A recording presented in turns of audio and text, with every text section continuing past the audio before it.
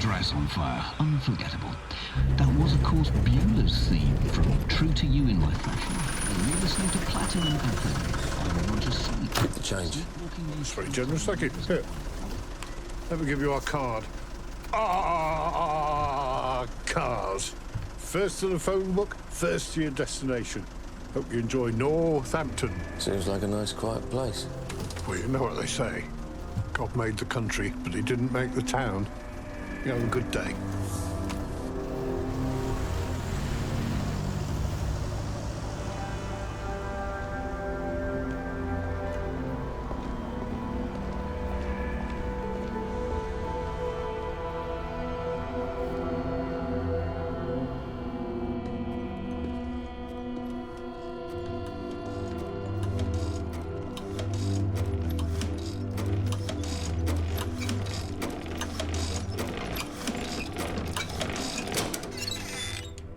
How can I help? Hello, Henry. I'm Steve. I'm in town to look up an old mate. I heard he moved here just a week or two ago. I don't have an address. His name's Jim Mitchum. I know that's not much to go on. No, you're right, it's not. But I've worked with Les, and I'm a bit of a dark horse on the old interweb. So... Come on, Steve, let's have a poke around, see what we can find. James Mitchum, you say his name is? Yeah, James. Jimbo, we called him back in the day. Bit of a character. Aren't we all? If he's only been here a couple of weeks, he won't show up on any council records. But if he was drawing benefits, then... no. Is he in a licensed trade? Not really, unless ladies' man counts as a trade. If you draw a blank, you could point me at the local pickup spot. Well, that's Fusiliers on Castilian Street. Or so I'm told. You understand? Before you go there, let me just check hospital admissions, just in case, so you can rule it out. It's not very likely granted, but I'm running out of places. Oh, hang on. Oh, dear. Well, I hope that's not your friend. It says here James Mitchum was admitted to the local hospital only last night. In here, apparently. Might not be your friend. The name is common enough. Which way to the hospital? Out the way you came in, right up Abington Street to the top, right again down York Road. The hospital's at the bottom. You can't miss it. Thanks. Let's hope it's a false alarm.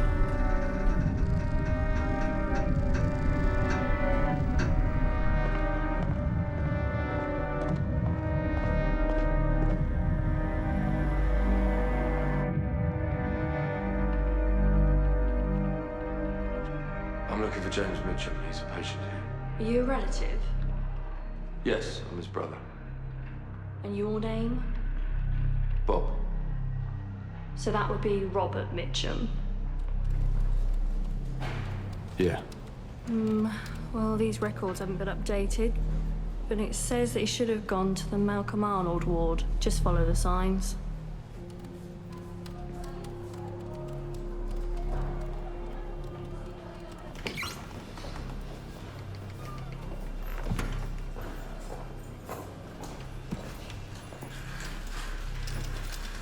Excuse me, I'm after a man called Mitchum. Came in last night.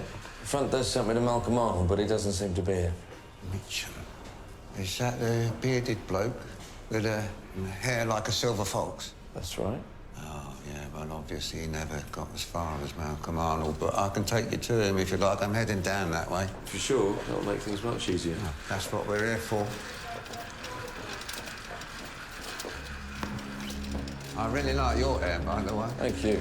You too? Yeah, and like in the operating theatre, they've got this sort of object hidden up near the ceiling. So if you have an out-of-body experience and you can describe this thing, well, that would sort of prove it, yeah? Only I was thinking, yeah, but what if you're, like, condemned to hell? And you wouldn't be going up towards the ceiling then, would you? So what they should do is have something hidden under the operating table as well, so that, you know, they've got all options covered. But then there's purgatory. I suppose purgatory would be at eye level, spiritually speaking. I suppose you could hide something in a light switch. Oh, well, here he is.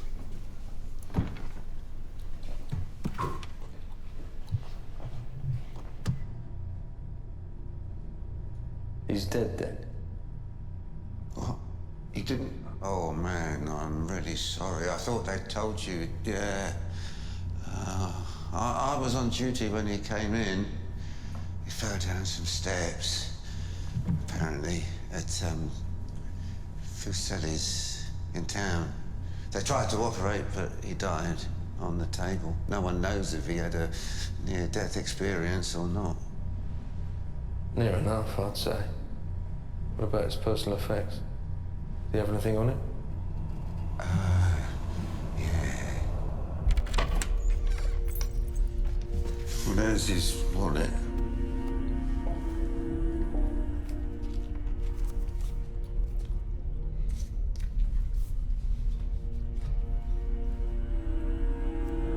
And there's this lovely skull ring.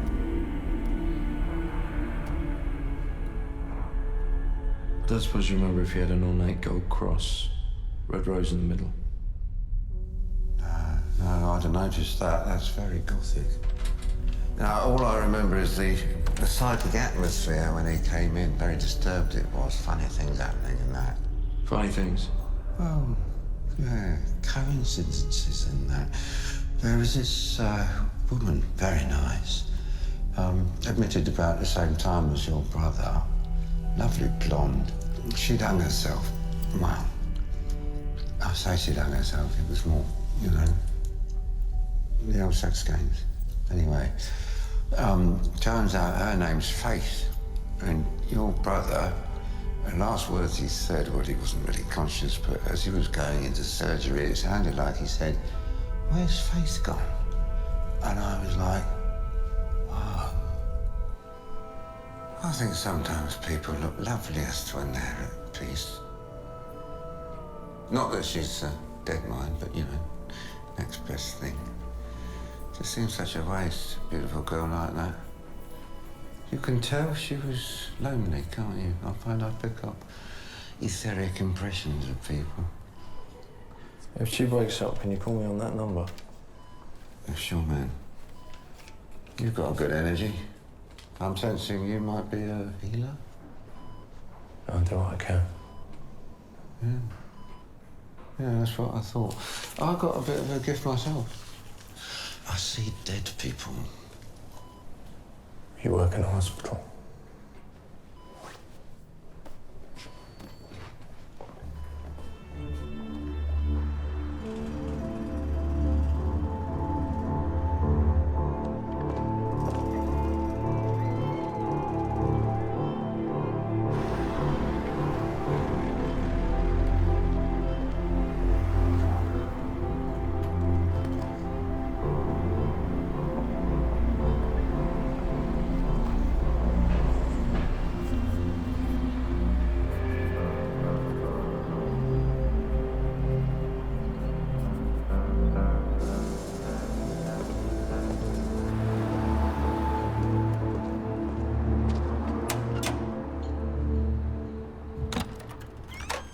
Heart of Darkness walking tours, can I help you? It's a bad time. No. We've just lost somebody. I knocked on your door at random. I heard there might be rooms in the neighbourhood. I'll ask somewhere else. I'm sorry for your loss. Oh, we've a room. There's a room empty here. Oh my God, this is so amazing. You mean the person who... No. I couldn't impose on your grief. Oh, what? You mean all this? Well, I hardly knew him. He only moved in a week or two ago. I was just upset because I didn't think we'd be able to keep the rent up. Well, look, you better come in. I'm Becky Cornelius. Steve Lippman. God, I'm, like, so relieved. It's like we just found out the man who lived here had an accident and died. I was completely gutted. I'm doing a parapsychology course at Nen College, and I thought I was going to have to give it up, but this is completely wonderful. The room's just up the top here. What was that stuff you said about walking tours when you came to the door? Oh, Heart of Darkness. They're walking tours that I do at nights and weekends to bring in a bit of extra cash. I call them Heart of Darkness walking tours because Northampton's at the heart of England, and because it's horrible. But, you know, like, in a good way. How's that? Oh, well, I mean, all the wars and executions and murderers and things. It's good if what you do is walking tours. The bedroom's this way. Ooh. These are just some of James's things. James, that's the previous tenant. Oh, this is fine. Doesn't look as if James was it. As if James left much in the way of personal effects. Bathroom's on the left. How much did you say the rent was? Well, this flat is the biggest. It's £100 a week, all right? Look, is it OK if I give you 2 weeks in advance? Oh, that's amazing. Oh, thank you, Steve. Do you mind that I call you Steve? No. For that, I'll pop a free Heart of Darkness booklet under your door. So, what is it that you do, anyway? I mean, you're not a student. No, at least not of parapsychology. I'm more of a performer. I'm a performance artist. Well, you'll get on well with Brendan, then. He does stand-up comedy. But am I right in thinking that you're not impressed by parapsychology? I mean, not that you should be, but... I don't know much about it. It does seem a little overcomplicated to me. I'm more inclined towards simplicity. I'm studying Zen, though not as diligently as I should. Zen? Oh, my God, your dream come true. OK, oh, right, then I'll let you settle in. If you need anything. I mean, tea bags, directions, that sort of thing. Well, then I'll see you later. Bye. Bye.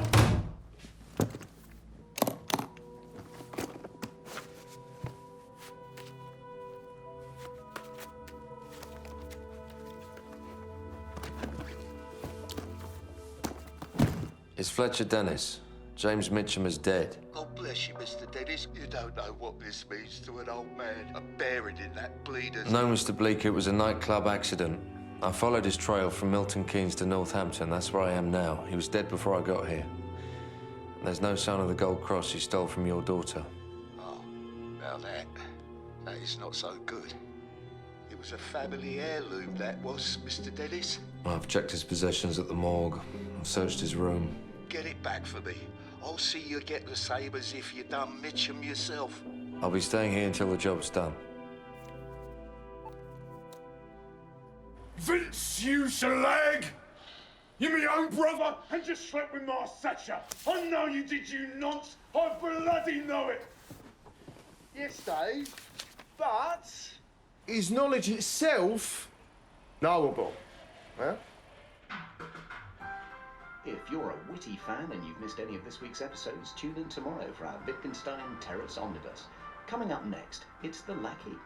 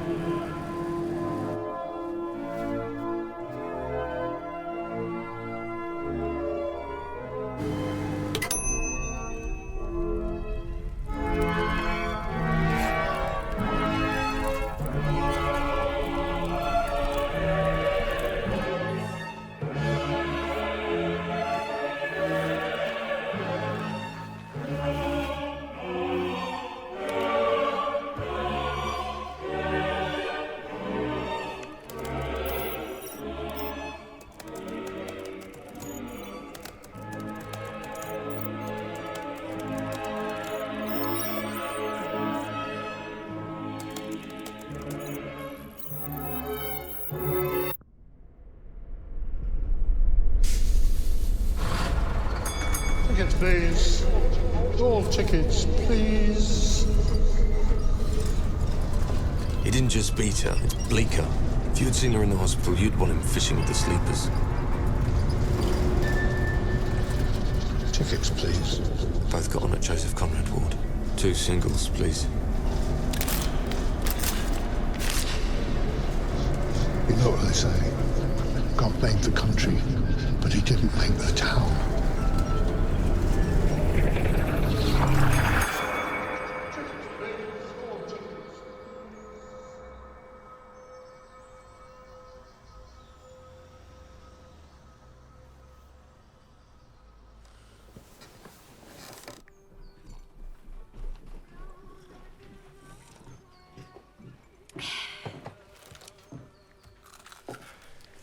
Hi.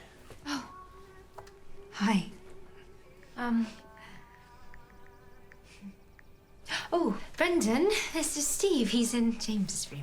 You all right, Steve? Yeah, Becky said you bailed us out. Do you want some coffee, Steve? You're a Zen monk, is that right? Not really, I'm just George the philosophy, you know. Who is the one who makes the grass green? Like Monsanto. I'll get back to your ruffly sloths and leave us alone. It's not ruffle sloths. It's been shit for ages. Now I'm on Dreamface, if you must know. What's that? Oh, it's a social network for people who never do anything but only dream about it. She's a parapsychologist. Can't sleep for all the monsters that aren't under her bed. No, Dreamface is amazing. There are dream labs all over the world using its database. Actually, I was putting up a dream I'd had about you. Well, if it's anything to do with what you think sex is, then I don't want to hear about it. No, that would have comedy value, but this was just miserable. You were all depressed and curled up under the sink. It was quite upsetting, to be honest. Oh, it's probably because I was crying yesterday. What are you up to today, Steve? I thought I'd have a look around. There was an ad in a newsagent's window I thought I'd check out. Where's, Kingsley Road? Oh, right out the door, right again, and then straight across the racecourse. It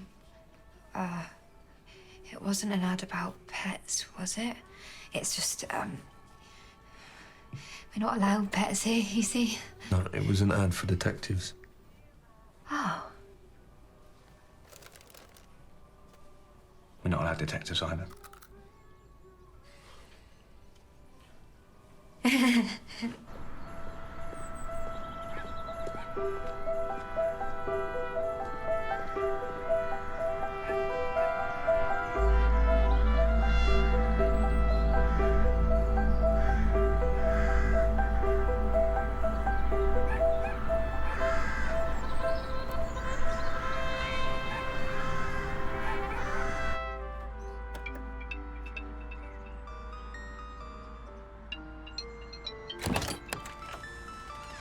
Yes?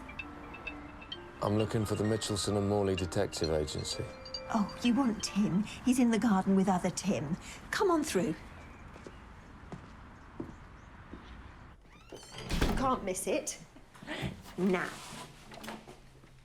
Would you like me to get you some pop and biscuits? No. No, I'll be fine. Have fun. Let me know if you change your mind about the biscuits. They're tropical crumble creams.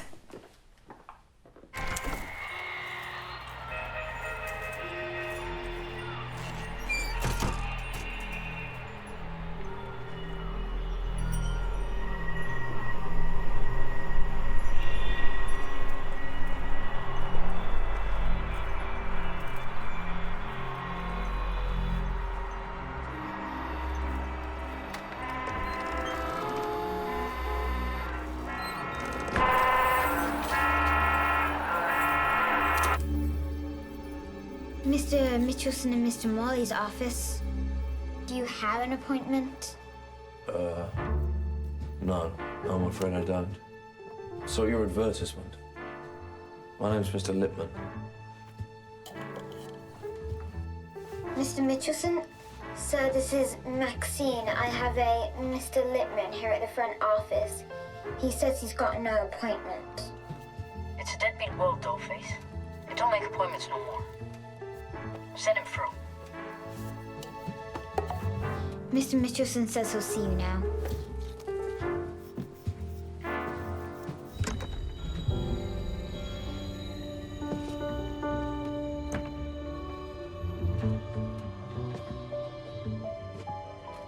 Took a long look at our new client.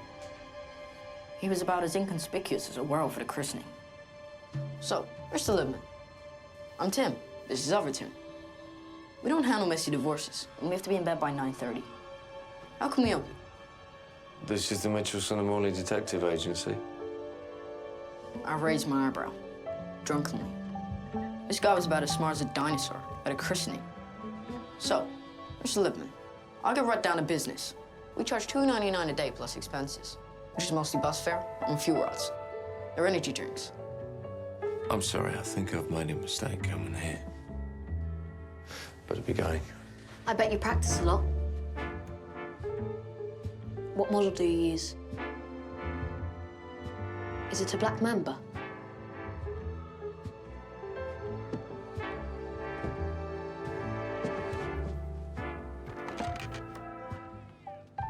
$2.99 plus expenses, you say? You kept putting my previous statement to me as a question. He was like a psychiatrist. Not at a christening or anything, just normally. I like this stop. Sure, mister.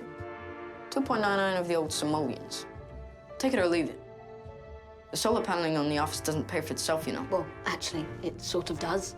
Mr. Libman, you don't mind me saying, you look like a guy with a story. I'm looking for this.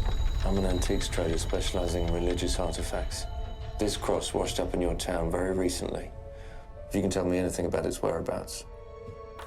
So you get a bonus. Cash or energy drinks. You decide. My eyes skipped a beat. This was it. I was looking at the legendary Maltese cross. Okay, mister. You've got yourself a deal. Leave your contact details with Maxine and we'll be in touch. Unless there's anything else we can help you with. Apparently there's a nightclub in town called Frizzelli's. Could you tell me how to get there? I'd heard of the joint. It was a cheap saloon full of women and swearing. Sure, buddy. It's in Castilian Street, off St. Giles Street. Looks like a castle, you can't miss it. Oh, Mr. Libman, just before you leave, I had a couple last little questions. Firstly, who's the broad? There isn't a broad. There's just the cross. There's always a broad. On another matter, you may have passed a woman on your way in. Could be she mentioned biscuits. Was a specific variety referred to? Think very carefully. I believe the biscuits in question were tropical crumble creams. Thank you, Mr. Libman. I think that'll be all. In the meantime, don't leave town.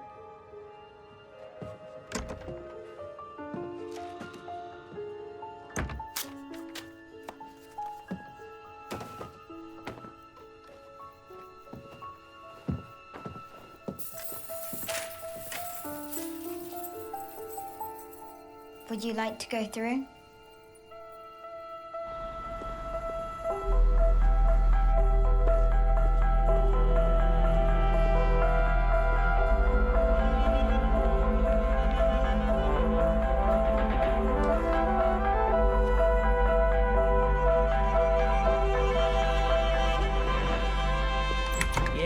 Yeah. I remember it like it was just yesterday. Well, it was just the day before, I suppose, wasn't it? Friday. Yeah, we got all the students in, all the post-mods and that. They got one of their bands in what they like. I forget their name. It's the one where that lead chap's dressed up like Hitler. Doesn't sound like the sort of thing my friend would normally have gone for. He must have looked out of place amongst the younger people. Oh, yeah. Stood right out, he did. Well, no, not really. See, we get all sorts in here. That Friday, for example, we had her that dressed up like a draft board. Monica, I think she's called. Yeah, she's well known locally. She's got the old, the issues. And then there's that bloke Conqueror, John Conqueror. Yeah, he's in here with his lads dealing all the drugs, his dream drops and his special blend. He likes to put it about that he does the old black magic. That's why everyone's so afraid of him. Well, that and the fact that he's a merciless drug dealer with a load of heavies to back him up, obviously. Sounds like you had quite a busy night. Honestly, this town at night, you could not make it up. I suppose you could. And he was over in the crowd when you first saw him? Yeah, right here in the crowd. Although, no, it was more over there. Yeah, I spotted him when he was coming through the crowd, and right off I thought, oh, he's got an unlucky face. Why an unlucky face? Well, just, troubled eyes. That and the cuts and the blood all over it, and the bits of pineapple. Pineapple? Yeah, well, that's what I thought, but, don't want to ask. And you were standing round about here when you saw him? Yeah, absolutely. Right here. Although, no, it's probably more over there. I was stood there, minding my own business, watching everyone like a hawk, when he comes spin dancing up to me, all the dervishing. Did you notice if he was wearing anything around his neck? Yeah, no, he had a tie on. 110%, I remember that. Although, no, that was when he came in. After he had a dance, he took it off and it was hanging from his pocket.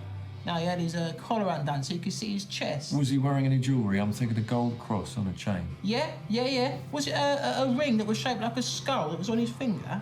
No, a gold cross on a chain around his neck. Oh, no then. No, see, I remember something like that. Pretty sure I would. No, I helped him over to the washroom. He was helping clean up the old fruit pulp and bleeding. Did you go in the washrooms with him? Yeah. No, there was a disagreement elsewhere, so I'd gone off, calmed that down, make sure everyone's still friends. He must have finished up and gone off after that. Yeah, he was a bit unsteady on his old pins, a bit too much to drink. He might have thought to go down the stairs and outside, get some fresh air. And that was that. OK. This cross turns up. Will you hear anything? I'm going to give you my number. Something happens, call me. I'll make it worth your while, Mr. Oh, Carnaby. Elton Carnaby. Hang on. Hello? Hello, Mr. Mitchum? This is Clive. Clive? Well, my vampire name is Orloff, but you wouldn't know that. You just met me yesterday. You're the hospital porter? Yeah, Clive. Hang on 1 second. I've got to take this. Good to meet you, Mr. Carnaby. Elton. They're all Mr. Carnaby. It don't matter.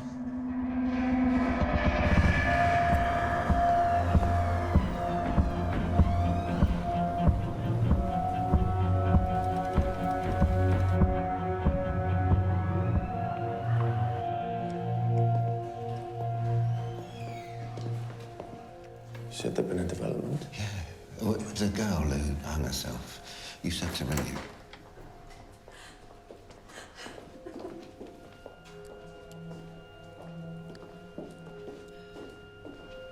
She's dead? No. Oh, you mean the vicar? No, those are her mum and dad. Turns out she was a vicar's daughter, but they're often the ones who end up cold and blue-lipped on a mortuary slab, in my experience. But no, she came round about an hour ago. I'll show you to her. The police are with her now. After speaking to your father. I'll come back a bit later. So if you'll excuse us and try not to bother the emergency services further with your filthy little hobbies, we'll be on our way.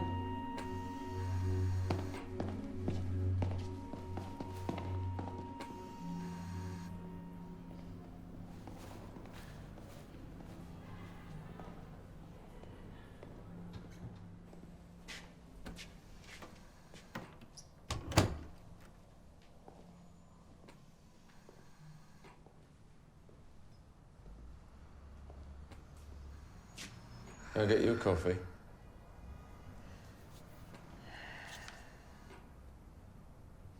You all right?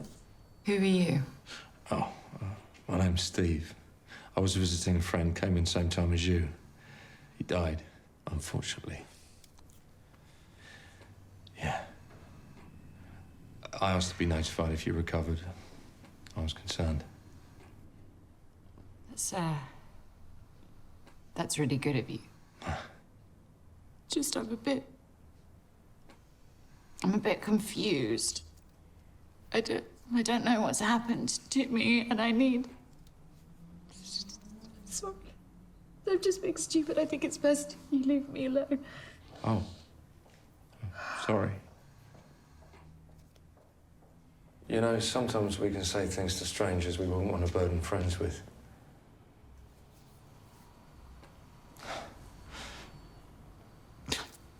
Look, I just nearly did myself in with the choking game, okay?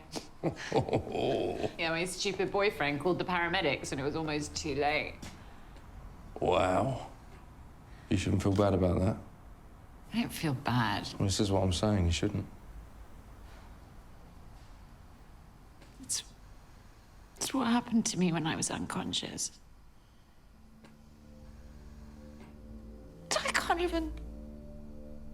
Did somebody do something to you? Not physically.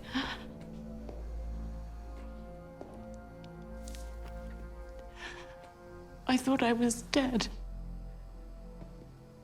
This is horrible working man's club.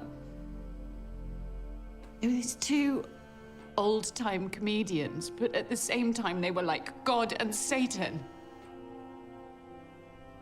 Oh God, this just sounds like nothing saying it aloud, but being stuck there. Dreams and illusions are serious things. They can enslave people. Look, it's just a meaningless coincidence, I'm sure, but my friend who came in the same time as you, he said your name when he went into surgery. He said, "Where's Faith gone?"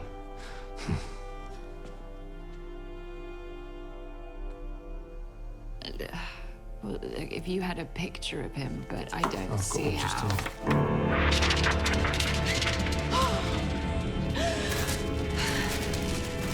Breathe.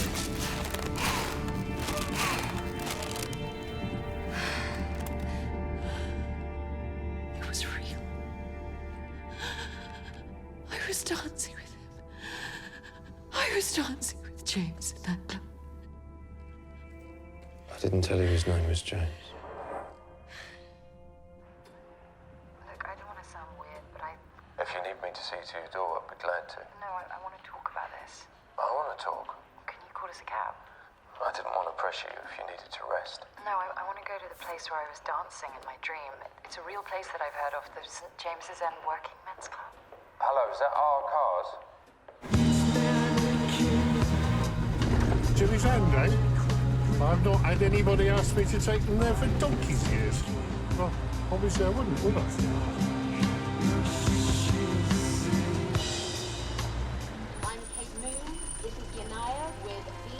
Here we are, then.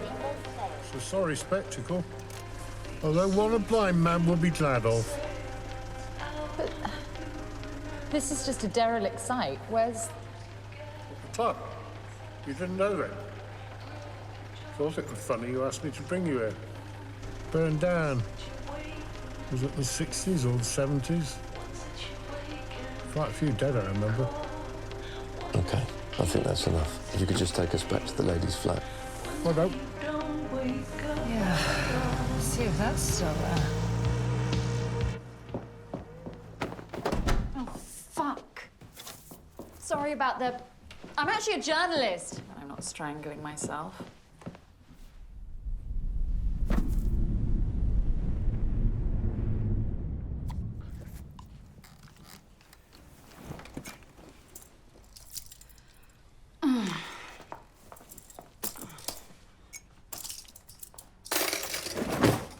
Listen, what do you remember about the dream, your experience? It's a bit mixed up. I don't really remember, my accident. I just sort of woke up at this club, the one we went to, but it was still standing. The name was up over the door in lights. Oh, and then I was inside. There were these people. Horrible people. Dead people. They kept telling me that it was hell, but in the dream I got the sense that it was all an act, like it was meant to frighten me. And then James, your friend, he arrived and they made me dance with him. There was this horrible creature that didn't speak. She tried to get me into this sort of corset thing. And then I was on stage, and so was James, and did I tell you about the comedy double act, Nested and Match Bright? We were all on stage, and then the lights were getting brighter, and then I woke up. In the hospital. In the shit. Oh, I sound mental, don't I? No, sounds like something has happened to you. I'm sure more will come back later. You don't remember if James was wearing a cross around his neck, do you? A gold cross, ornate? What, in my dream? No. No, but why would that matter? It was a dream. It was just a piece of jewellery I associated with him. I just thought... That's not the first thing men ask about old college friends, about their jewellery. You're not James's friend any more than you're his brother, are you? Yeah, you said you were a journalist, didn't you? No, I'm not an old friend. I'm a private investigator. I'm sorry I lied, but the truth scares people off. You know what I mean. You're a reporter. So if you're an investigator, what's the story with James? Is it adultery or what? No. My company, we were approached by an elderly man from London's East End, a market trader who'd retired with a decent sum of money. He was in a considerable state of distress. His daughter got entangled with a professional womanizer, I suppose you'd call it. That was James. He'd been living off my client's daughter, and one night he'd beat her, savagely. I went to see her in hospital, and she'd been tortured. He'd left her for dead and taken off with whatever valuables he could find. Most importantly, a cross, an heirloom from my client's mother. It's unlikely his daughter will live. I thought I had to take the case. Like I say, I'm sorry for not telling the truth, even if the truth is miserable. Yeah, it is. You've got my number. Yeah. Good night. Night.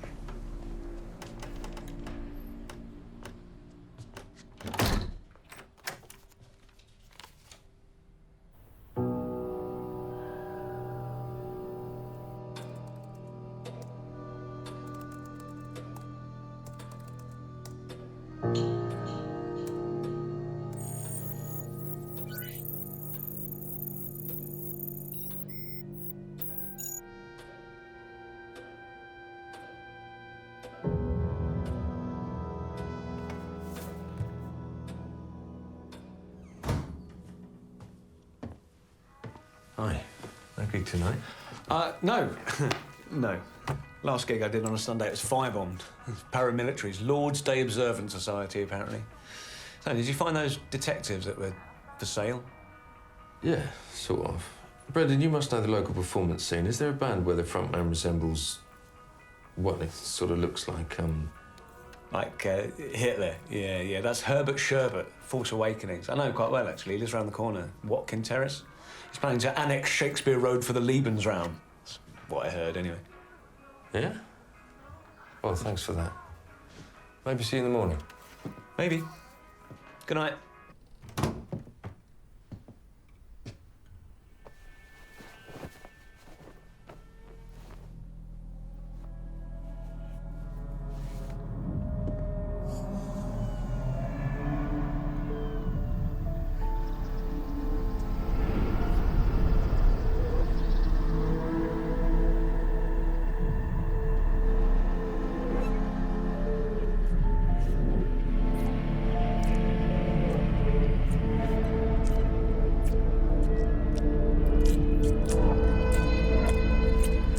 Well, these records haven't been updated, but your daughter's dead, Mr. Bleeker.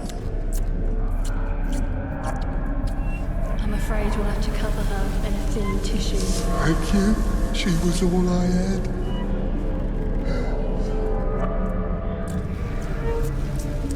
That woman. You can't blame that on me. You've got me all wrong.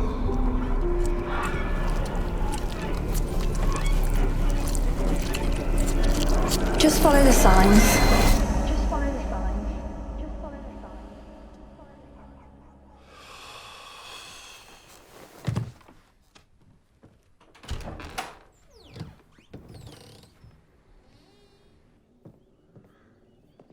Morning.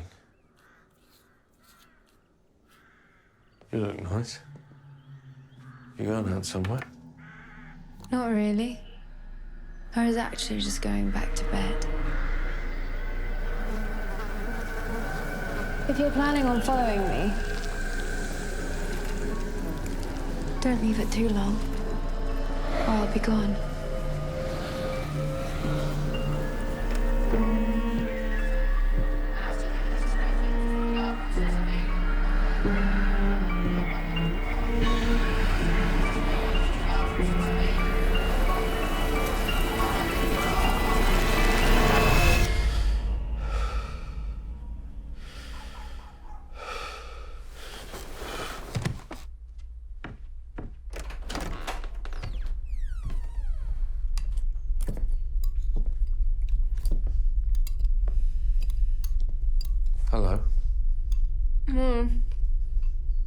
You want some garlic breakfast? No, I'm fine, thanks. Oh.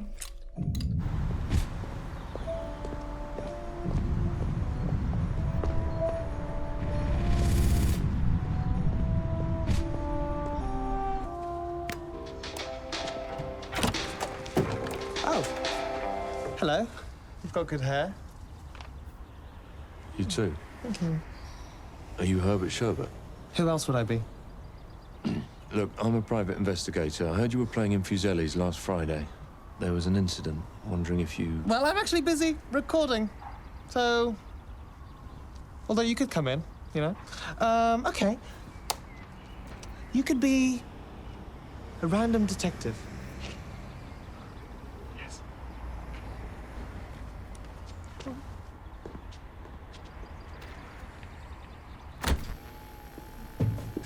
Welcome. What's with the blank posters? Blank? No, they're just hung, facing the wall. It's more mysterious that way. It could be a painting by Duchamp. Or, that tennis woman scratching her ass. But then again, I might be lying. It could be blank. Anyway, shush for a minute, please! Lights! Don't ask me anything until I'm set up.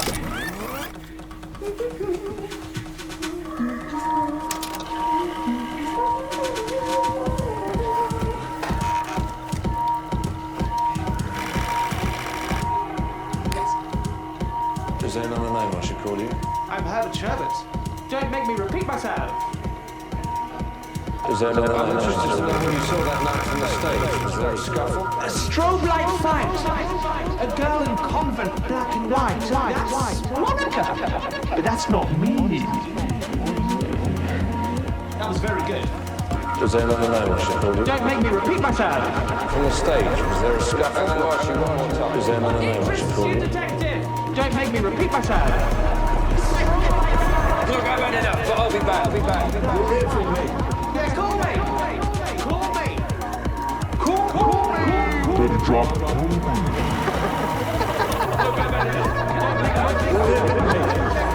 What have you been up to? I've had some pretty strange dreams.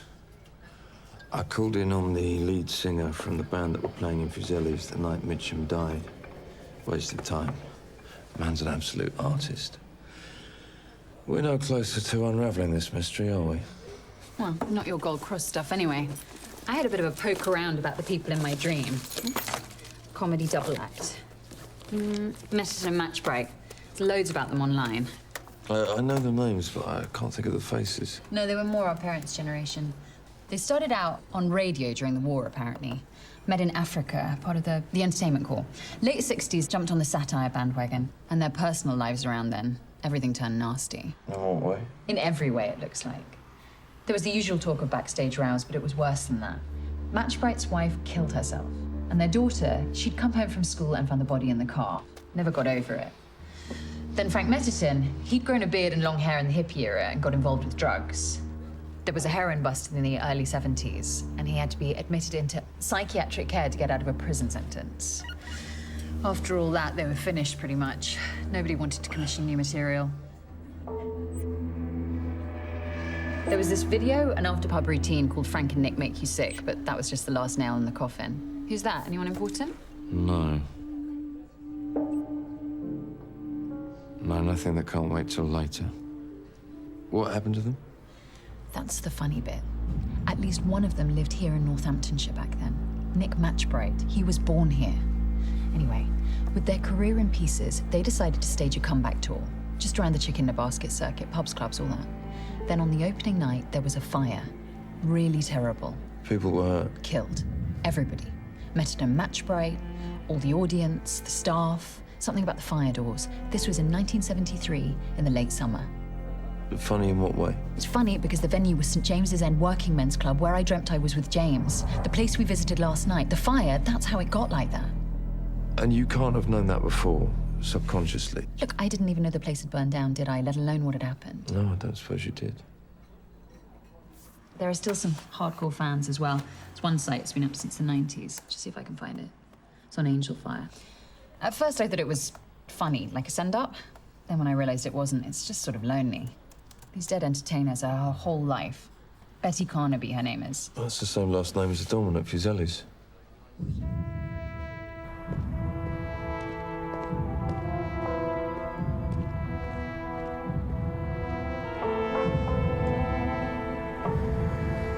Oh, I was just thinking about you. Well, no, I wasn't. I was reading my men's mag, obviously. I don't know why I said that, really. I was just passing, thought I'd call in, see if anything had turned up. Incidentally, I came across a website for two comedians, Mickelson and Metterton. Metterton and Matchbright. Is that a relative of yours? Yeah, I should say so, yeah. It's my mum, that is. Yeah, she's mad about them. No, she is, actually. It's like a mental illness. Tragic. It's the only word for it. Or heartbreaking. And then some of the things she comes out with, I suppose the only thing you can do is laugh. Swings and oranges, isn't it? I suppose it is. So the cross wasn't found, I take it? Nobody's been in here, was here that night, might remember something? No cross, no one that came in, nobody. Not a single person, not that I can think of. Yes, actually, now I think about it, there was. Yeah, she got here about 10 minutes before you did. She's still here. Monica Beardsley. Is it Monica Beardsley? No, I swear, it is the first one. Yeah, Monica Beardsley.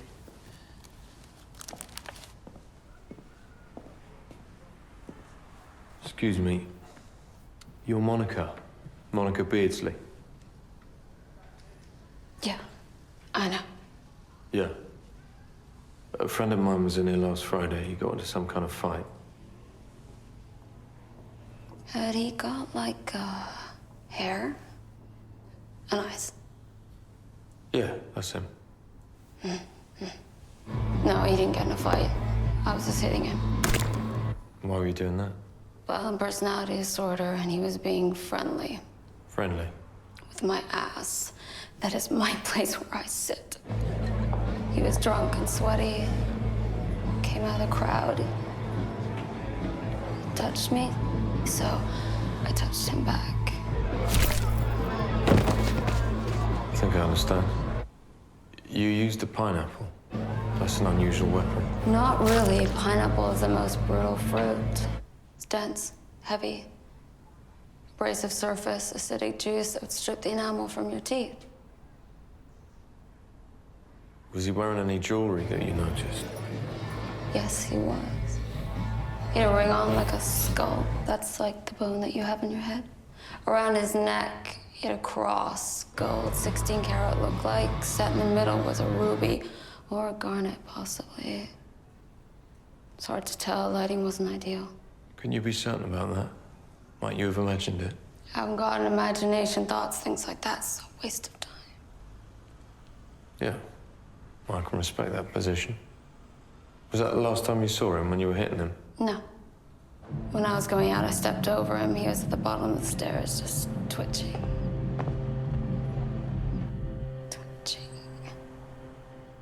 Still wearing the cross? I didn't notice. He left my ass alone. He had brain damage, so I wasn't that interested. Voodoo crew were standing around. Baron's chaps, John Concrete. Ask them. I've heard that name. Where do I find him? The Eastern District. Blackthorn. He's usually in the Burden bottle. Monica, you've been tremendous. You're the most observant person I've spoken to. I'm disturbed. I'm not stupid.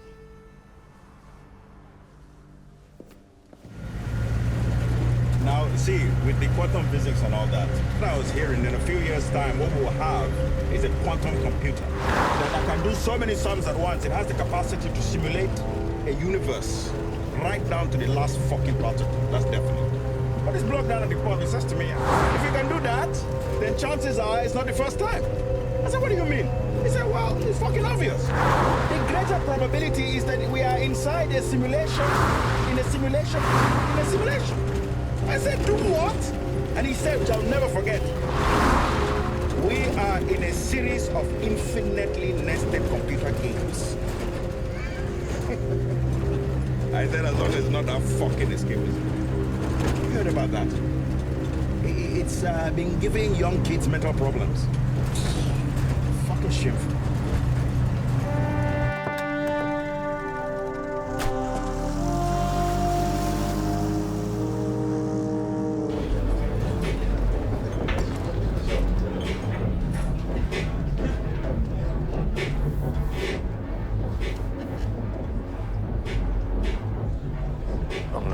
John Conqueror. If it's not convenient, Mr. Conqueror, I reckon.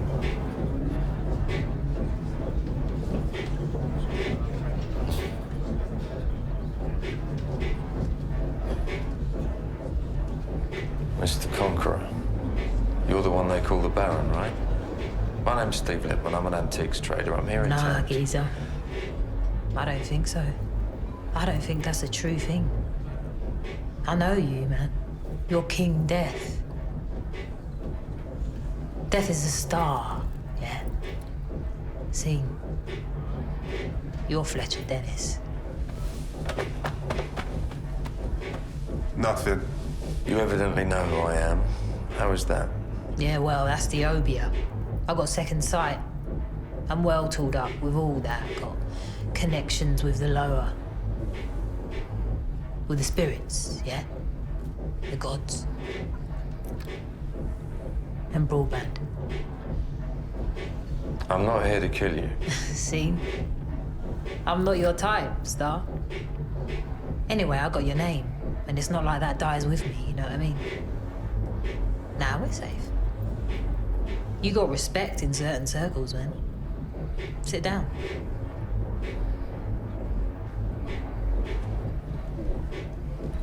So, to what do we owe the pleasure? I heard you were still in Mexico. No, actually, that was a copycat. I'm here on another matter. You and your men were in Fuselli's last Friday. There was an accident. Somebody died. Yeah, true. Diagonal Dan, what fell downstairs. That weren't us. We was in there selling our material, right? We come across him after it had happened. He was proper messed up. Was he wearing a cross around his neck? An expensive gold cross on a chain? Nah, man. If he had been, I'd have took it. And sounds like you and me would currently be in negotiations, am I right? Sorry, can't help. Unless there's something else. No, I don't use drugs, thank you. What is your material, this special blend? Oh, yeah.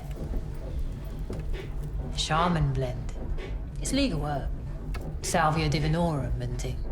Got synthetic THC sprayed on, so we can get it past the dogs and into prison. Biggest market, yeah? And what with all the voodoo and that, puts fear into people. Smoking it makes everyone more receptive, so... It's underneath. You pull back the curtain, and there's... Yeah, girl. You be easy, yeah? You don't worry about nothing. She's new, Star, but she's special. Treat her careful. I don't use those sorts of surfaces either. I see, now you're looking all screw-face. Don't be like that. Answer it. Somebody answer the phone. It's...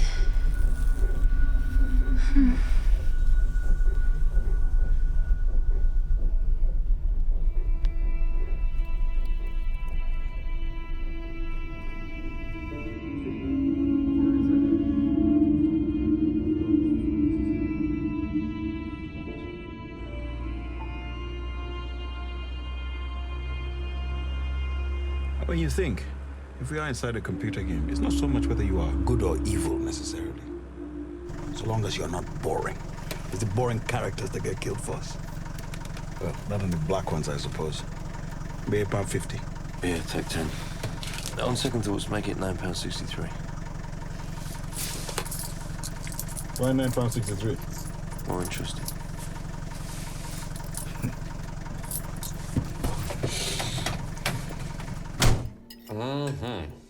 That was good. What was it? It's tofu and leeks. In soy sauce with wild rice from one of Brendan's recipes. He's vegan. Trying to belong to as many despised social groups as possible. I want my life to become a Venn diagram of contempt. So, Steve, how are you finding Northampton? I lifted a rock and there it was. Well, it's pretty black, but it's not boring. Well, that's why I'm not doing Heart of Lightness walking tours. I mean, it's weird. The world's first parliament, first industry, it's where the Crusades started and the Civil War wrapped up. And we don't even get a mention on the local weather maps. So I've been on someone's shit list since the Normans. Oh, did you get my booklet? Yes, thank you. I noticed you mentioned that one of those old-time comedians was born here. Something Matchbright, was it? Oh, Nick. Yeah, Nicholas Matchbright. Not one of our more celebrated residents, but yeah. Matchbright's partner moved down here too, apparently. Frank Metterton. He lived near Rushton in the Triangular Lodge. He had some friends in the area, but something happened. I don't know if they moved out or died. I don't know. I saw that thing that they did when they were drunk. It was rubbish. Not comedy legends, basically. Come on, you can't say that. The old guys like Barry Cryer, they all really rated them. I mean, Barry said that Frank could be a cunt, but they broke a lot of ground. What, so now you're pulling stand-up comedy rank on me? Yes. Yes, I am, you unreconstructed woman. All right, Frank and Nick make you sick. That was unpleasant. But that was later on. They were both amazing before that. Matchbright was in that one film, Singular Background, where he plays his own 8-month-old nephew. That's amazing. And Metterton, he was in A Magical Order, Yeats' Stella Matutina, in the 30s. He ended up in a feud with Jimmy Page and Kenneth Anger. So, yes, I'm pulling a cult rank on you as well. Excuse me. And I suppose he was a friend of H.P. Lovecraft and you're pulling Cthulhu rank on me. It's funny you should say that. Hello? Hello? Is that Mr. Dennis? How are you, Mr. Bleeker? Well, I'll be feeling a lot fucking better if I got word on this cross I'm shelling out for you to find. I spoke today to someone who'd seen Mitchum wearing it down at Fuselli's. That's a nightclub here in town. These things take time. Well, they better not take too much fucking longer, had they then? My Angelica. Oh, a lovely little girl. She passed away. I'm sorry to hear that. Call me the minute that fucking cross turns up. You'll be hearing.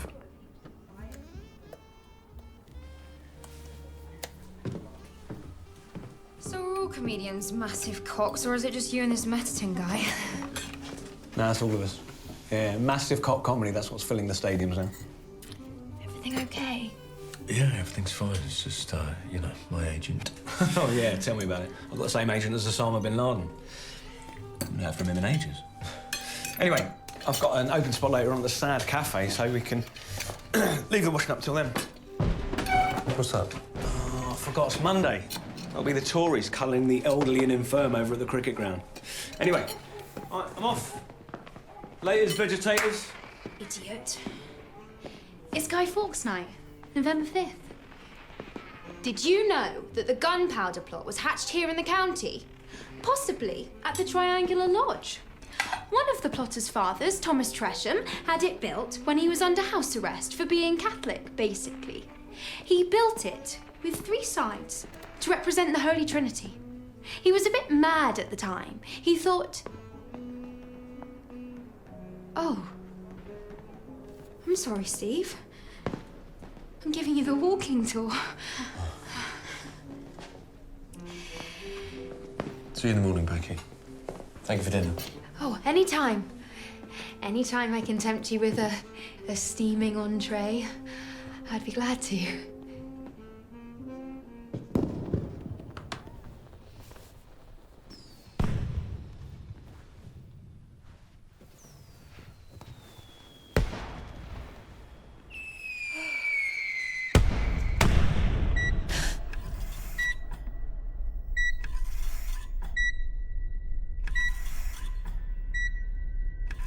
These are very serious charges here, Miss Harrington.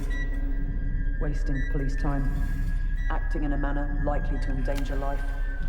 It was called a 963. If you could come with us, I'll give him what hour it is. Your case will be reviewed in night court. But I'm not dressed or anything. You should have thought of that. Having a vicar as a father won't help you down here. This can't be right. The whole thing, it was just an accident. Miss Harrington, we know a black accident when we spot one. But I haven't done anything. We'll let the court decide that.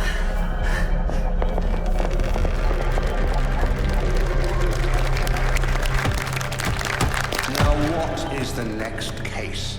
It's a young lady, Your Honor. Although really, she's not that young, is she?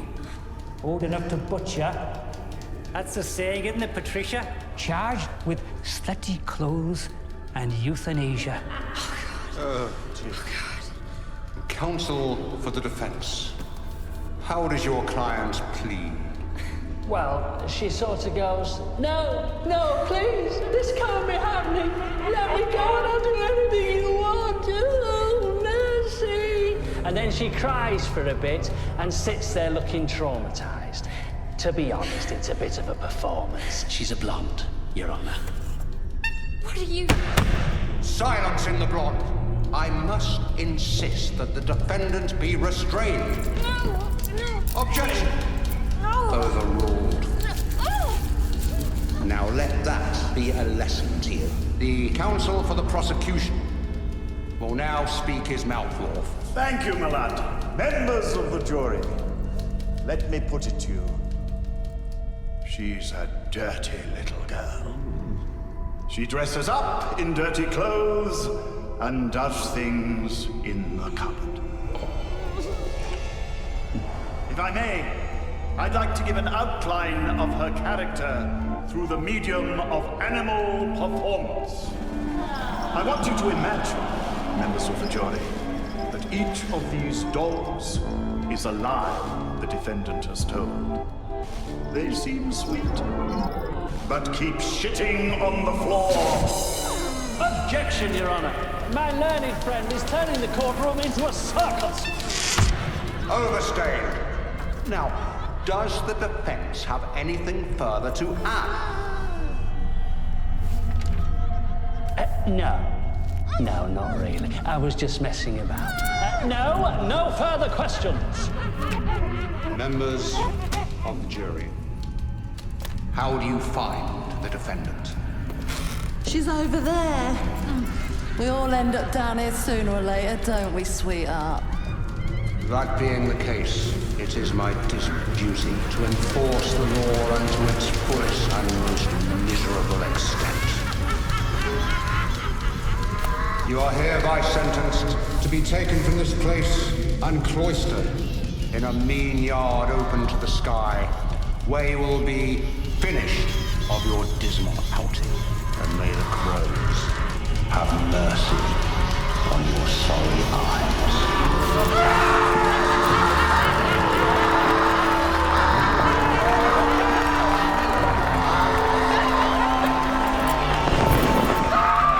And they were all there. The woman with the dark glasses, she was the stenographer, and there was the clown. Am I going mad? Is that what this is? I don't know. Perhaps I cut off the oxygen in my brain. Perhaps I damaged it. I just sat awake all night. I was afraid to go to sleep in case they'd be there. Why am I dreaming about these two shitty 1970s comedians?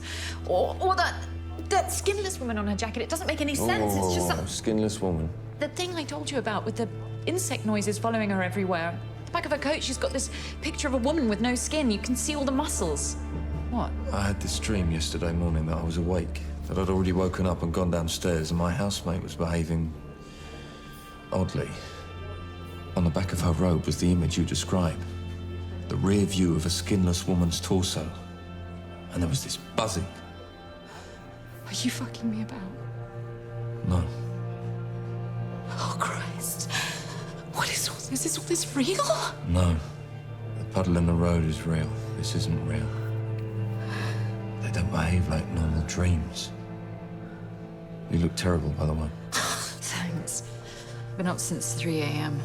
I found out that Messerton once had a house here in Northamptonshire. Yeah, the one in Rushton. Yeah, I don't know where that is. Oh, I thought I made a discovery.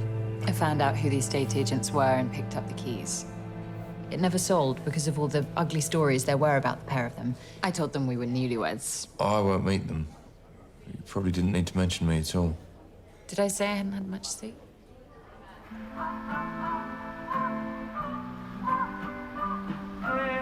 You know this town. Is there somebody or something you'd associate with a stylized lightning bolt? What? Like an electrical goods shop or what? Like a lightning bolt icon? No, who's it from? Can you just, trace it back? No. No, that's the thing. I couldn't.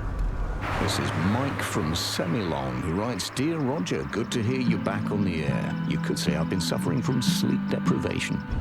Could you play Mystery Boys by Huff the Talbot for my wife, Irene? Anything to oblige, Mike.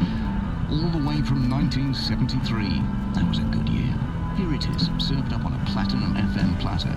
Platinum platter. So in this basement flat, that's where the spaceman's at. He's got a Kerouac lacquer and a rapper black 8-track, forever feeding back baby Brainiac. And Donna paints a name upon the freight yacht train in 40 capital letters that are trimmed.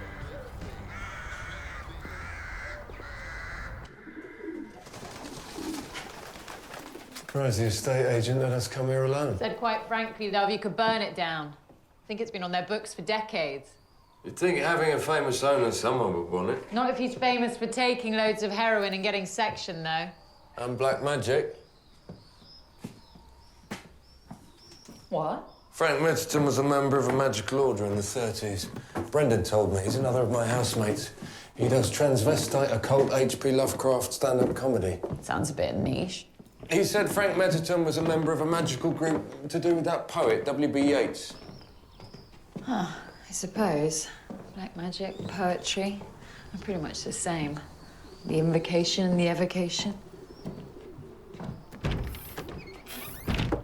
Look at all this. At least we've learnt he was obsessed with himself. Oh, this is no good. Come on, let's look up and get back to town.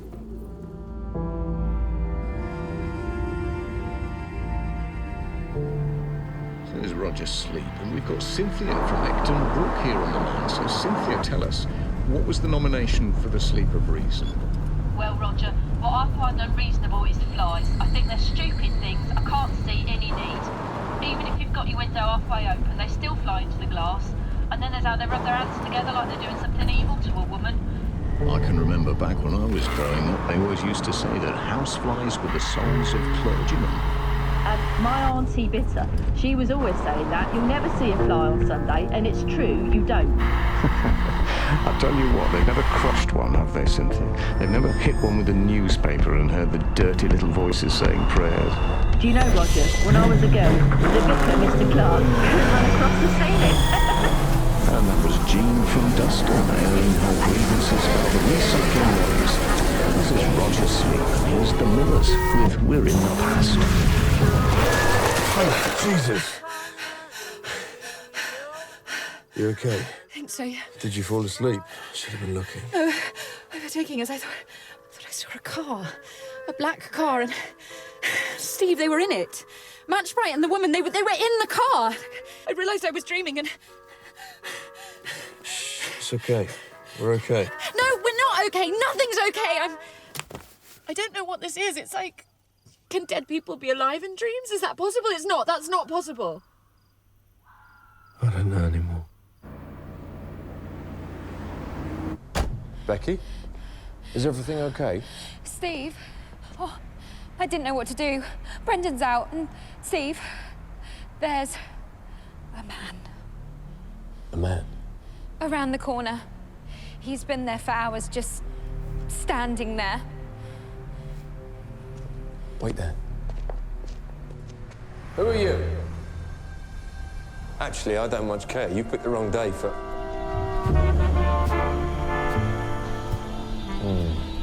Took a long look. It wasn't pretty anymore. Mr. Lippman, I believe we had a deal. The information you wanted in return for a certain caffeinated sports drink. Hi.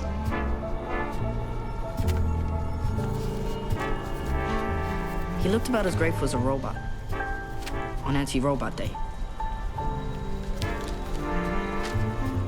You'll find our invoice enclosed. Mr. Lippman, our terms are 30 days. Don't make us come looking for you. I felt used and morally weary. Turning my lower body, I walked into the night as black shoes. Turning my lower body, I walked off into the night as black shoes. Oh, sorry.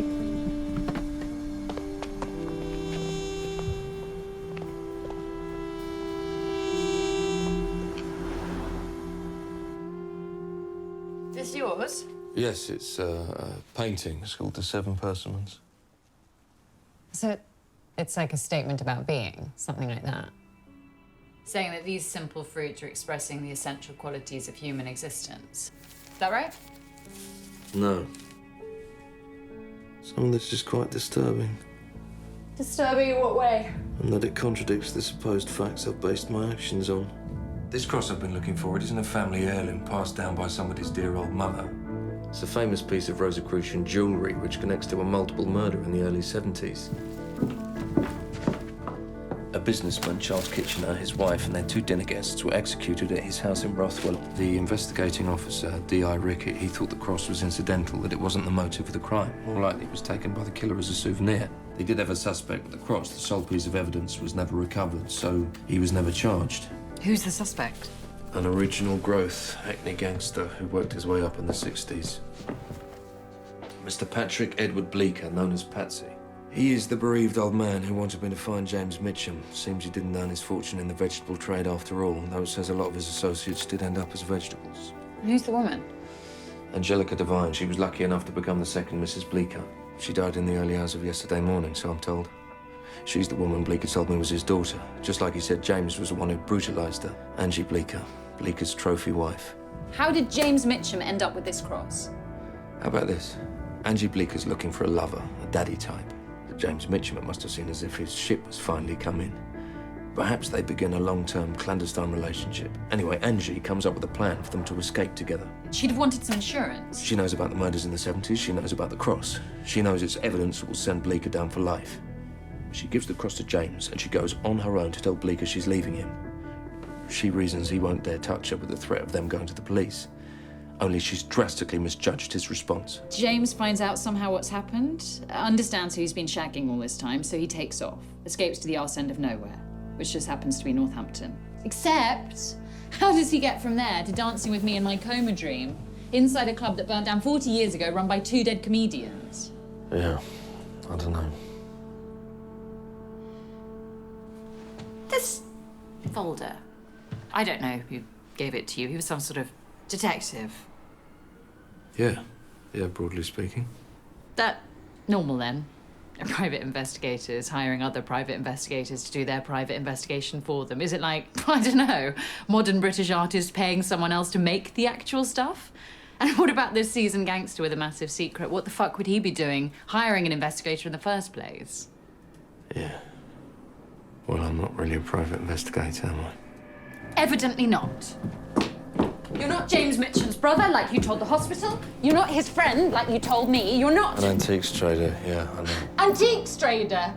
You never even told me that one. That must have been someone else. You told the estate agent we were married. Well, I'm screaming at you and not getting any sex. We might as well be. Are you even anything? Oh, Zen Buddhism, isn't that all about, like, dispensing with, like, deception and illusion? Yeah, actually, you're right about that.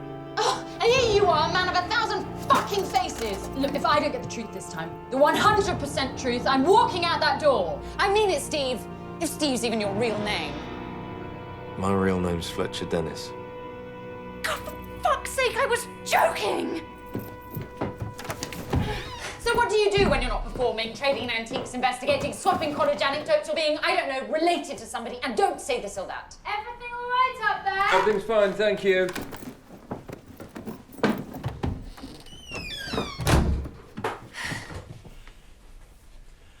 Look, sometimes there are people who, according to my value system, some people continually subject others to harm, distress, and even executions. And what I do is I find those people and I stop them doing what they're doing for an agreed fee.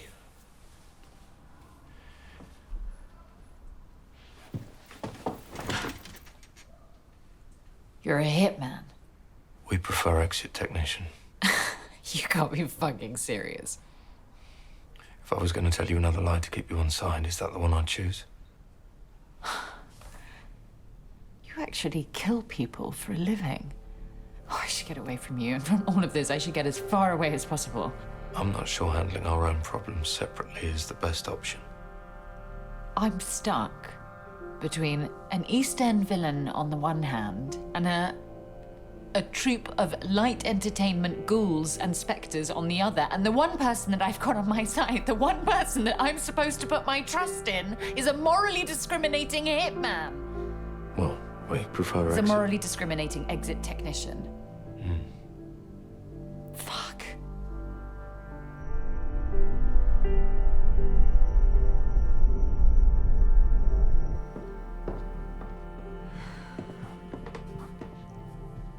If you want, I can sit up beside the bed and keep watch.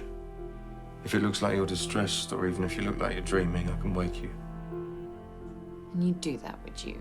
You'd stay up all night and watch me sleep Yeah? and not exit me? Hmm.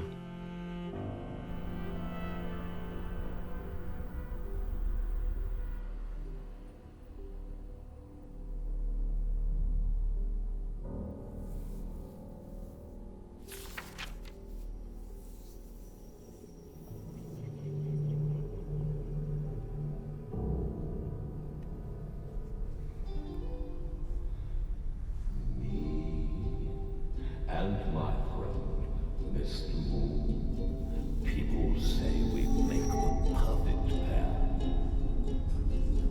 Even when we're out of tune, we're so debonair they just don't care.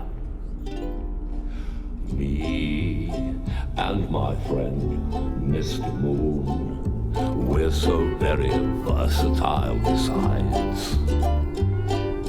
He can shine while I can croon. I can strum while he directs the tides. Why can't those Russians and Americans just all agree that he stays with me? Hi. It's underneath. You pull back the curtain.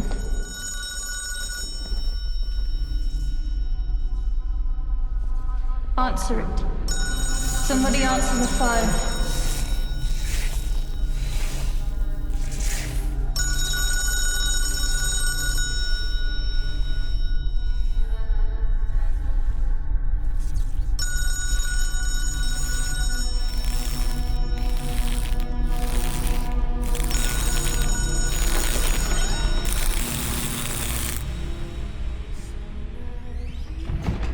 You look as if you're new. How can I help? Where am I? Is this the St. James End Club? I didn't know this was still here. Yes, you did.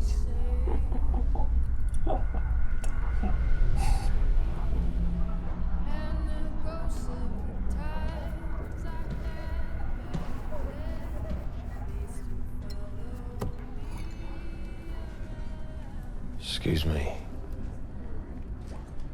I think I'm dreaming. Oh, I know. Always best, aren't they, the ones you don't make up from? Now, what can I get you? I don't drink. Just a glass of smoke, then. You see this fuss in the papers about the unions? Ain't it really? No, the puddle in the road is real. This is not real. What do I owe you? No charge, darling. This one's courtesy of Mr. Matchbright over there. He's one of the proprietors.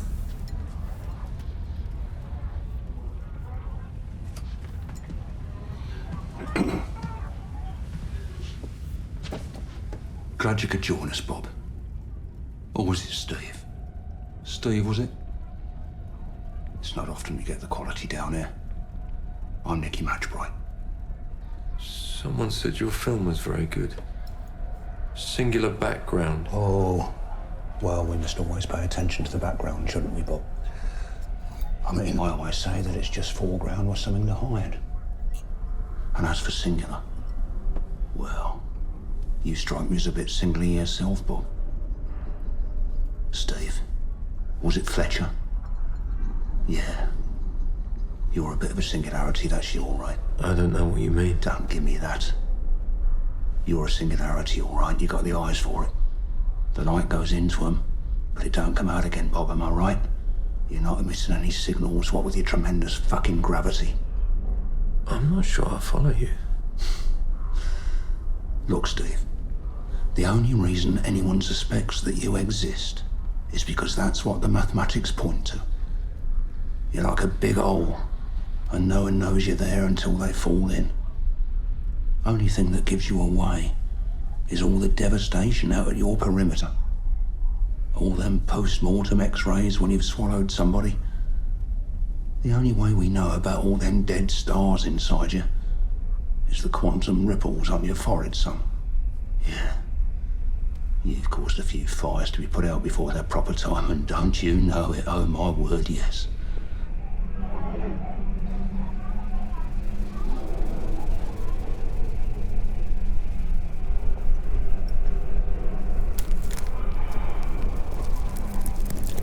This isn't a recognizable dream. Something about the texture of it. Am I in another Bardo?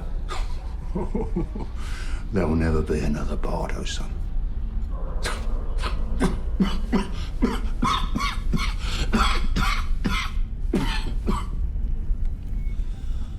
Oh dear me, I do apologise.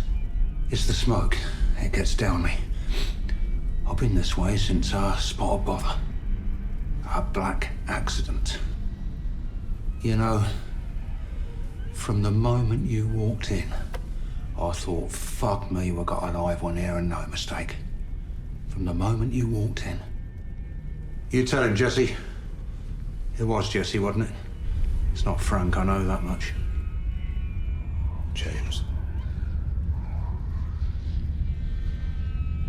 I'm James. Yeah, of course you are. You're James Mitchum. Oh, God. You're working for Bleecker. Are you gonna kill me? No, things have changed. I've been looking for you.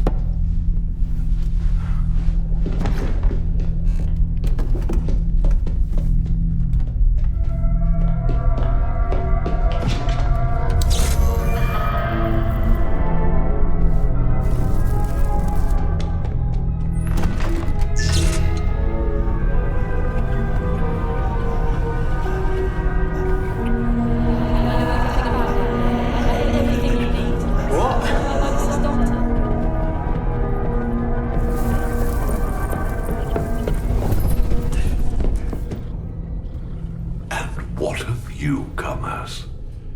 You're Frank Matterton. Oh, that's very gratifying that the little people still remember. But where are my manners, please? Please do come in and have a seat.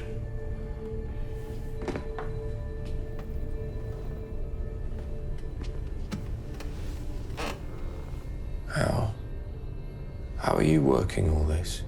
Oh, you know, paste diamonds, props, nicker elastic, smoke and mirrors. But you're dead. You and your partner, you died in a fire. Well, yes. That's where we got the smoke. And yet you're alive in dreams. Now we're getting to it, aren't we? Ghastly old dead entertainers still alive in culture. Still alive in dream time, eh? As if there were the slightest bit of fucking difference. So this is magic, then? You've done all this with magic? Oh, yes, I remember very clearly. Every last bit done with sorcery. Was that poetry? They're two old friends of mine, and with advancing years, I have increasing difficulty telling them apart. Both rather highly strung, and nobody believes in either of them. Actually, that suits my purposes. I mean, I don't suppose the Japanese believed in A-bombs, did they? And your purposes? You have designs? Some sort of an agenda? An agenda? Fuck me, I sincerely hope not. Sounds like a board meeting at a mattress company. No, what I've got is a plot. Much better. Good old-fashioned word. Gunpowder plot. Never hear about the gunpowder agenda, do you? Although, Guy Fawkes, frankly, the man couldn't plot to save his life. It was more like a modern film. All big explosions and no plot beyond that. Hopeless. That girl, Faith, why are you hurting her? Oh, as I recall, she rather hurts herself, that woman, doesn't she? It's really nothing personal. She's just coma blonde, that's all. One of my dramatis personae. She's the one who has to visit this establishment and then to wake up and tell everyone we're here. It's part of my plot. Or my agenda, if you're going to be all corporate about it. And Mitchum? Dog food in a suit. Bait, basically. He's only here to rope the next one in. It's like a relay race, except I've rigged the finish. The next one? Who's the next one? That's you, Mr. Dennis. That's you. And here you are. It's a most unenviable position. Caught between a ruthless, psychopathic monster on the one hand, and, I suppose, a violent fruit and veg man with a bad foot on the other. How is Mr. Bleeker, by the way? You know Bleeker? How do you... We've never met. I was more chums with Anne and Charlie Kitchener, who were, I believe, briefly acquainted with him. Murderer of a friend, that kind of thing. We're not close. Basically, we share a mental difficulty and a taste in jewelry, and that's it. You haven't noticed it yet, have you?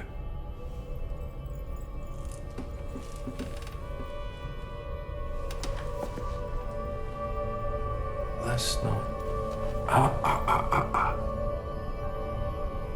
That's not the real thing. That's a dream. Oh, yes, you're perfectly right, but I know where the real thing is. It's in my keeping, shall we say. It genuinely is quite beautiful. There, at the heavy heart, at the center of the four directions, the four elements, is a blood-red rose. Although, I suspect you're not really the Rosicrucian type. You're more the 3 rocks and a tray of sand sort, I'd have thought. Zen Buddhism, trees falling unobserved and amputees applauding. I mean, it's a bit peculiar, isn't it? I am the Zen Archer. I'm sworn to the elimination of all falsehood, all illusion. Oh dear. Oh dear, we can't have that. And I'd so hoped that you and I were going to get on and be pals.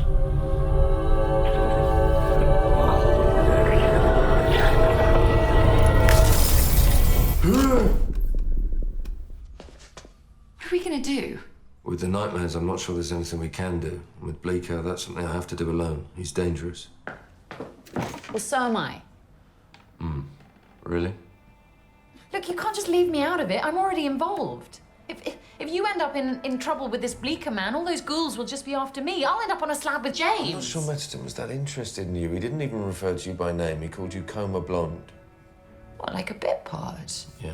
What a prick. He wasn't particularly interested in me either.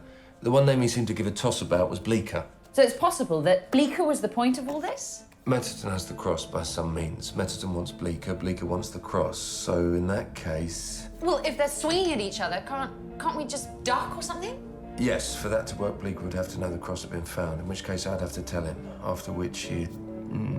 what would he do? Send somebody to get you. Sending somebody else was a mistake he made with me. Besides, I don't think there's anyone in the field who'd... You were gonna say that there was no one in the field that he could send to get you, weren't you? Is that because there aren't any more exit technicians, or because you know that no one would take the job? That one, the second.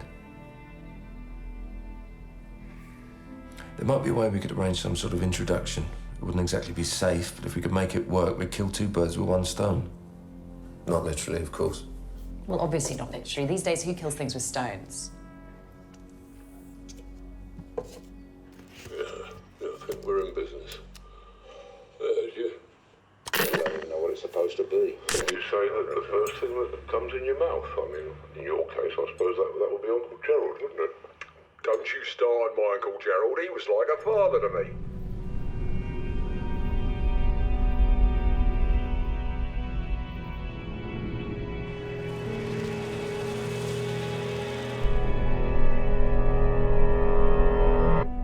It's the colours, isn't it?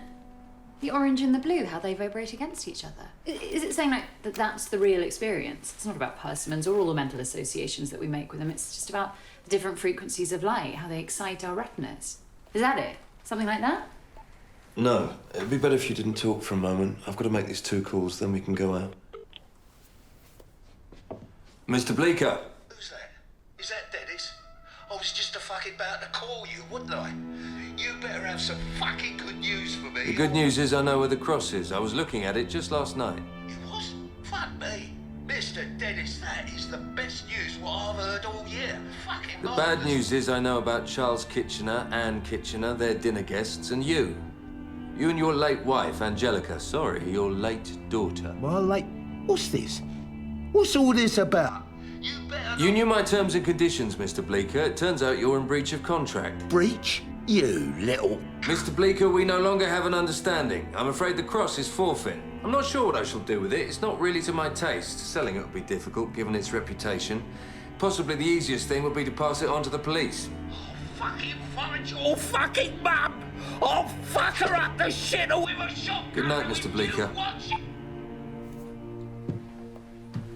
he sounds lovely. Hang on. Who are you calling now?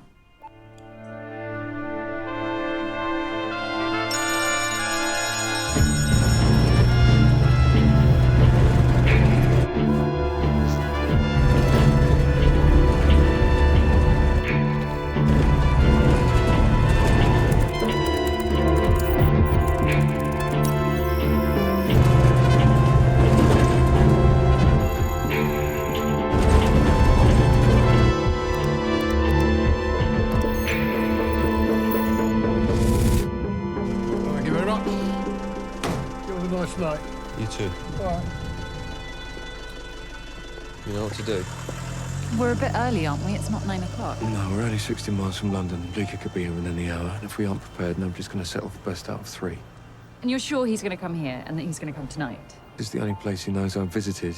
The only place I'm mentioned by name. Hey, I'll be here tonight because he thinks I'll be in Beijing or somewhere by tomorrow morning. Look, Faith, you don't have to put yourself at risk. I can... No, actually, I do. Look, honestly, I will be fine. As long as you're being straight with me this time.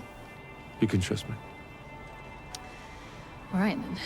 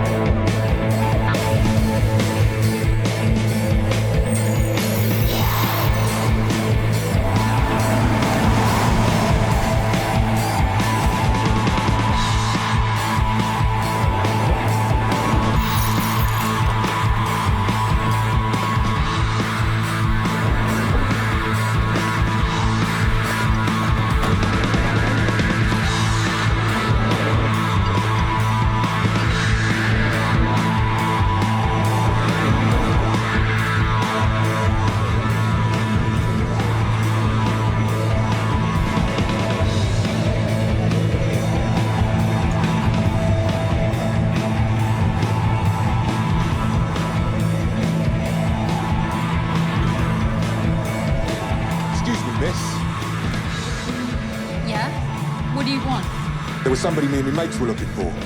We know he's been in here, like. We wondered if you'd seen him. Well, I don't know. What does he look like? Well, he's white, little bloke. Well, he's not big like I am. He's got this great bush of hair, like, sticking up all over the place. Yeah, come to think of it, I do remember seeing someone like that. He had a stripy shirt on, red and black. Yeah, I spoke to him. That's brilliant, darling. She says she's seen him, Mr. Bleeker. Says she's talked to him. Yeah? Well, that's fucking blinding, my girl. Fucking blinding. Funny fucking little fucking place. So you seen him then? Our woolly mate. Talk to him. Isn't that what Brinsley was just saying? We didn't talk long.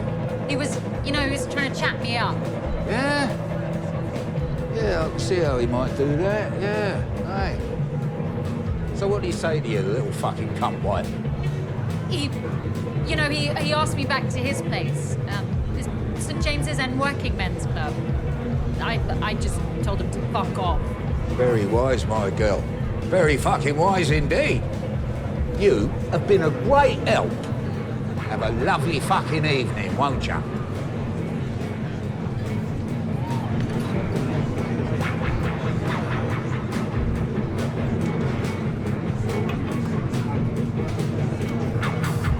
That was a bit fucking easy, weren't it?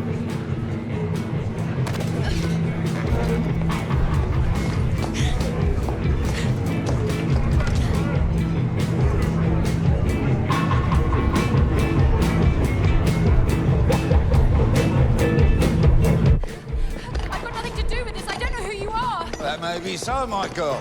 May well be so. Now, behave yourself, get in the motor, or you won't be having any normal fucking babies. Put it that way.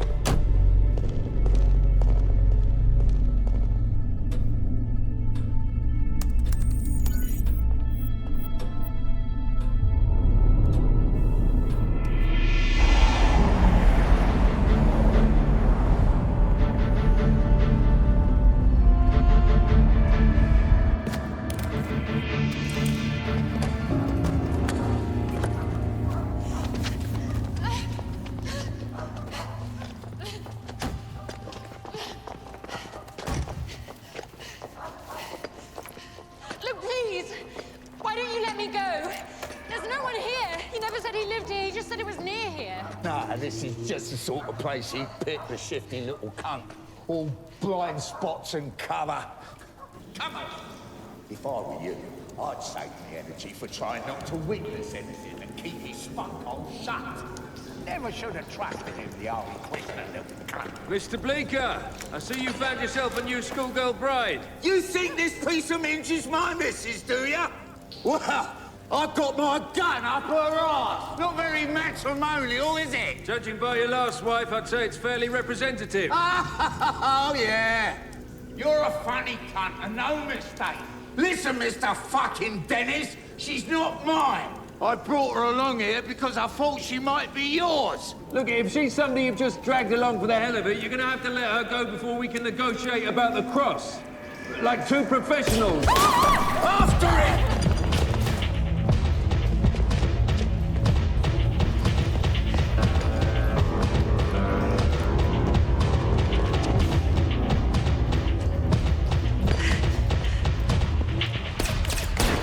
What's that? Did you get the fucker? All right, Mr. Bleeker. I'm just looking. There's blood, Mr. Bleeker. Oh, fucking sweet as, Brinsley. Fucking sweet as. Just make sure you finish him off. The fucking ninja twat. Now, on second fucking thoughts, keep him alive for preference. Then I can chop bits off till he spits out my fucking cross.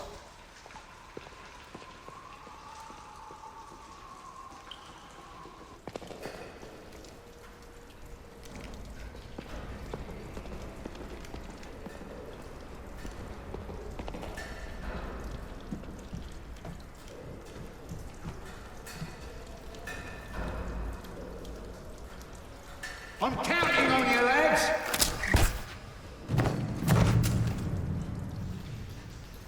Brinsley? Brinsley?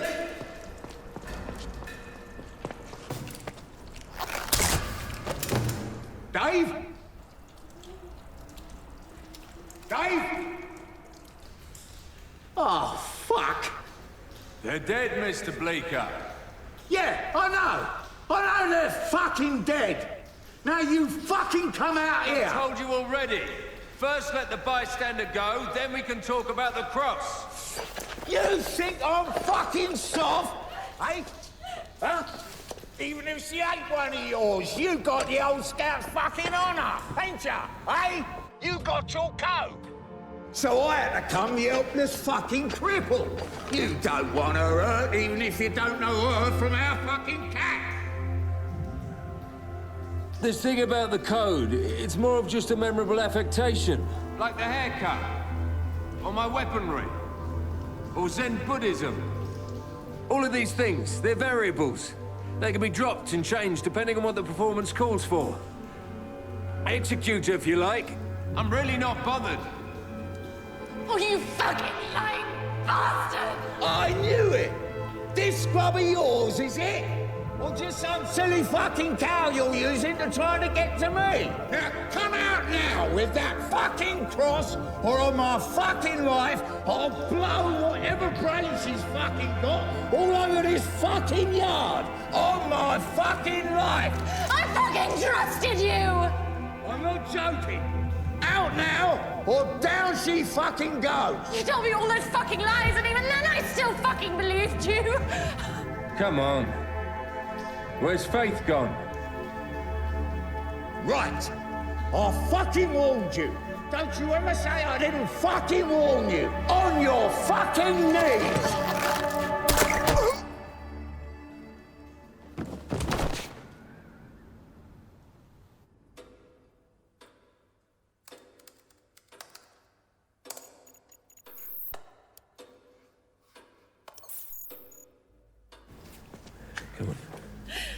You're right.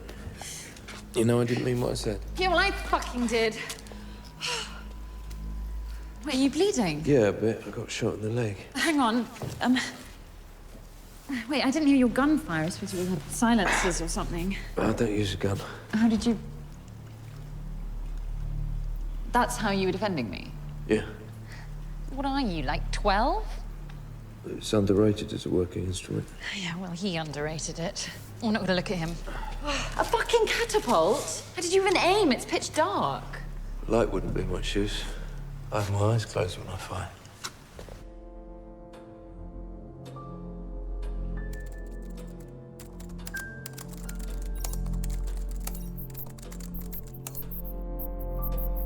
So down in front of the old bus station in a couple of minutes. Okay, great, thanks. Yeah, bye. Wait. So you'll be off now then? Beijing or somewhere, like you said? Now this is done? I don't know. I don't know that this is done. Had a bit of trouble recently in Mexico. Might not be a bad time to drop out, lay low. Might stick around here a little longer. What do you mean this isn't done? If Bleeker is the one they wanted, then I don't... Faith, we know about them down there in their club. We don't know what they're doing, far less why they're doing it, but still. We know. We're loose ends. No one likes a loose end. Come on.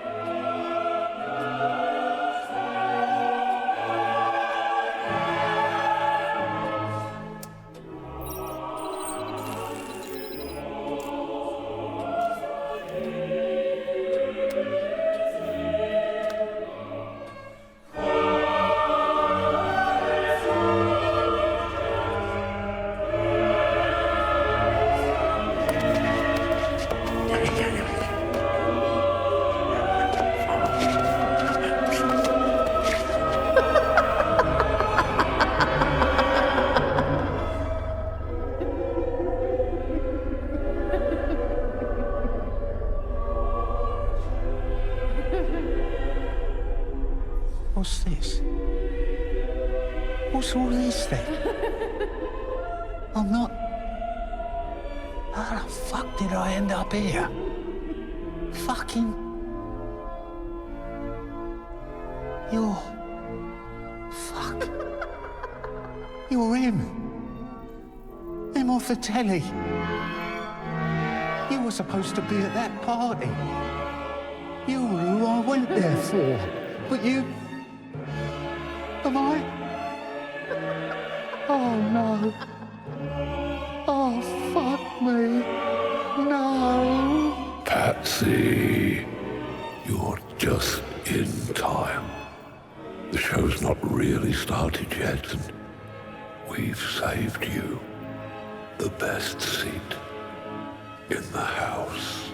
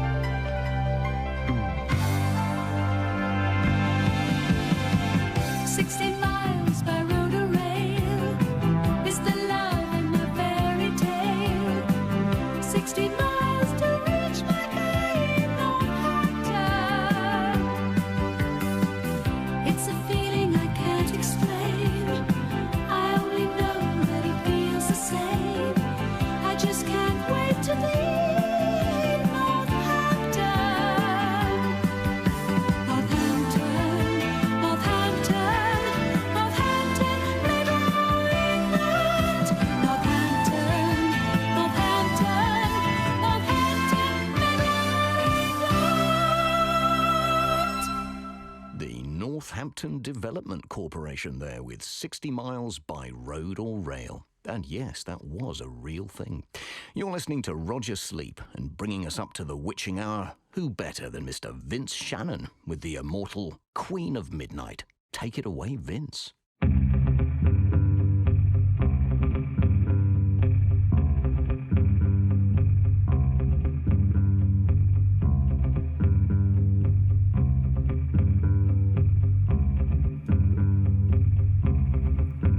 Queen of Midnight by the neon sign. Queen of Midnight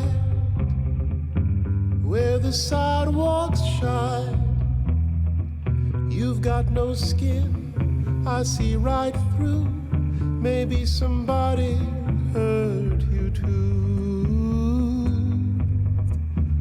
Queen of midnight, end of every day. Queen of midnight, no one's turned away. You know rejection's never sweet. You took your love out to the street. Queen of midnight cast aside. Queen of midnight, no one's bride.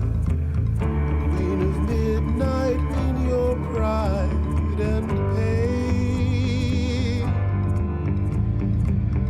Queen of midnight, I'm like you. Queen of midnight, I hurt too. Queen of midnight, make me new again.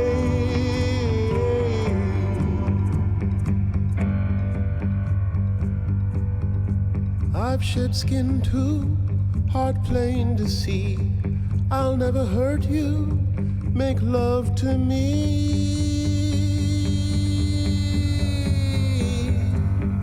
Queen of midnight,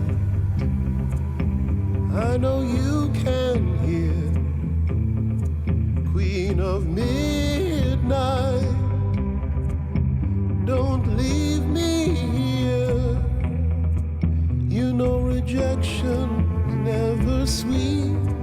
You took your love out on the street.